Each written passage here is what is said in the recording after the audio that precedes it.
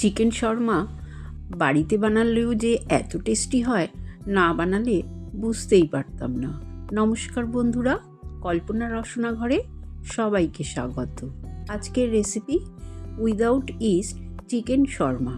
এটা বানানো ভীষণই সহজ আর খেতেও কিন্তু অত্যন্ত সুস্বাদু হয়। এই ঠান্ডায় সন্ধেবেলার টিফিনে যদি এই রকম একটা রেসিপি থাকে, দারুণ জমে যাবে। 1/2 কিলো বোনলেস চিকেন নিয়েছি। চিকেনটা ভালো করে ধুয়ে পরিষ্কার করে নিয়েছি। ম্যারিনেট করার জন্য স্বাদ অনুযায়ী নুন, 1/2 চামচ করে জিরে গুঁড়ো, গরম মশলার গুঁড়ো, অরিগ্যানো, গোলমরিচ গুঁড়ো, অল্প হলুদ আর দিয়ে দিলাম 1 চামচ কাশ্মীরি লাল লঙ্কার গুঁড়ো, 1/2 চামচ আদা বাটা, 1/2 চামচ রসুন বাটা, 2 চামচ জল ঝরানো টক দই আর একটা পাতিলেবুর অর্ধেকটা রস করে দিয়ে দিলাম 2 চামচ মতন রিফাইন তেল। এই সবগুলো উপকরণ খুব ভালো করে মাংসের গায়ে মাখিয়ে নেব। খুব ভালো করে মাখানো হয়ে গেলে ম্যারিনেট করে আধ ঘন্টা রেখে দেব। চিকেন শর্মার ব্রেডটা বানানোর জন্য একটা ডো বানাতে হবে। তার জন্য 2 বাটি দিলাম ময়দা, 1 চামচ গুঁড়ো চিনি, 1/2 চামচ নুন, 1/2 চামচ দিয়ে দিলাম বেকিং পাউডার, 1/4 চা চামচ বেকিং সোডা, 4 চামচ টক দই। টক দইটা কিন্তু খুব টক না হলেও চলবে, ফ্রেশ টক দই দিলেই হবে। 2 চামচ রিফাইন তেল দিয়ে দিলাম। এবার ভালো করে এই সবগুলো উপকরণ মিশিয়ে নেব। দই দেওয়ার ফলে প্রথমেই জল দেব না, আগে ভালো করে মিশিয়ে তারপরে অল্প অল্প গরম জল দিয়ে ডোটাকে মাখতে হবে। একটা সফট ডো মেখে নেব। এবার এই ডোটাকেও আমি আধ ঘন্টার জন্য রেখে দেব। শর্মার সসটা বানাবো। তার জন্য দিয়ে দিলাম আমি এখানে প্রায় 200 গ্রাম মতন ফ্যাটানো টক দই আর মেয়োনিজ দিয়ে দিলাম বড় চামচের 2 চামচ, 4 চামচ দিয়ে দিলাম টমেটো কেচাপ আর 1/2 চামচেরও কম দিলাম রসুন বাটা। এই সবগুলো উপকরণ খুব ভালো করে মিশিয়ে নেব, তাহলেই আমার শর্মার সসটা তৈরি হয়ে যাবে। এবার গ্যাস অন করে একটা গ্রিল প্যান বসিয়ে দিলাম। তাতে দিয়ে দিলাম 3-4 চামচ রিফাইন তেল। তেলটা ভালো মতন গরম হয়ে গেলে আমি যে চিকেন ম্যারিনেট করে রেখেছিলাম সেই পিসগুলো দিয়ে দেব। আর এখানে আমি চিকেনের ব্রেস্টের অংশ নিয়েছি। তোমরা চাইলে যে কোনো অংশই বোনলেস নিতে পারো। চিকেনের পিসগুলোকে একটু ফাঁকা ফাঁকা করে সাজিয়ে দিলাম। এক পিঠ হয়ে গেলে তারপরে উল্টে দেব। এই পিসগুলোকে কিন্তু আমি ডিপ ফ্রাই করব না, কাবাব যেভাবে বানায় আমি সেইভাবেই এই পিসগুলোকে সেঁকে নেব। মিডিয়াম টু লো ফ্লেমে ঢাকা দিয়ে চিকেনের পিসগুলোকে ভালো করে সেঁকে নেব। 2 পিঠ যখন লাল লাল করে সেঁকা হয়ে যাবে আমি তুলে নেব। তোমরা দেখতেই পাচ্ছ 2 পিঠ সুন্দরভাবে সেঁকা হয়ে গেছে।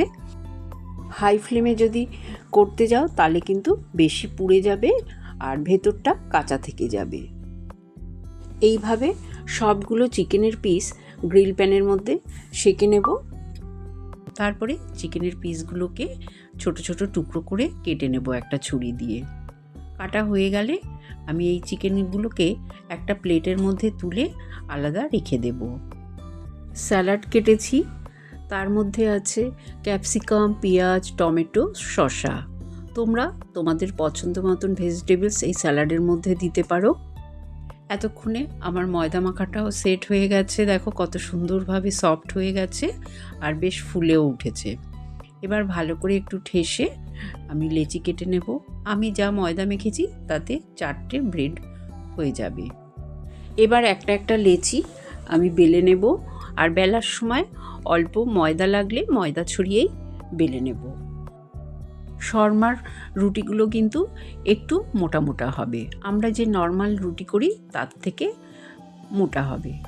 বেলে দেখিয়ে দিচ্ছি, দেখো যে কীরকম মোটা।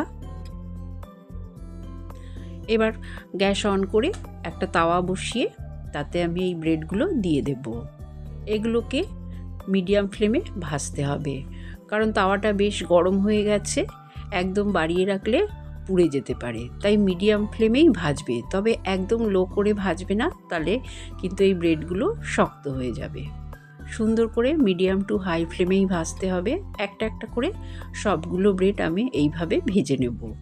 সবগুলো ভাজা হয়ে গেছে, শর্মাটা মেশানোর পালা। স্যালাডের জন্য যে ভেজিটেবলসগুলো কেটেছিলাম একটা বোলের মধ্যে নিয়ে তাতে স্বাদ অনুযায়ী নুন আর লেবুর রস মাখিয়ে রেখে দিলাম। তারপরে একটা করে ব্রেড নেব আর তাতে আমি যে শর্মার সসটা বানিয়েছি সেই সসটা দেব। এটা তোমরা তোমাদের পছন্দ মতন কম বেশি দিতে পারো। আমি 2 চামচ করে দিয়ে দিলাম। ওপরে আমি যে স্যালাডটা কেটে রেখেছি সেইগুলো দিয়ে দিলাম। স্যালাড দেওয়া হয়ে গেলে ওপর থেকে চিকেনের পিসগুলো দিয়ে দেব।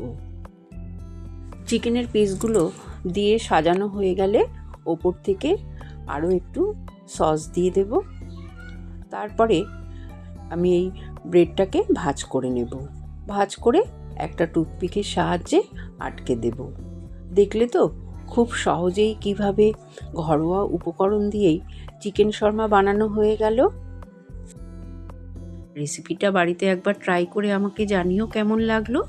ভালো লাগলে লাইক শেয়ার করো, নতুন বন্ধু হলে সাবস্ক্রাইব করো। সুস্থ থেকো, ভালো থেকো। ধন্যবাদ।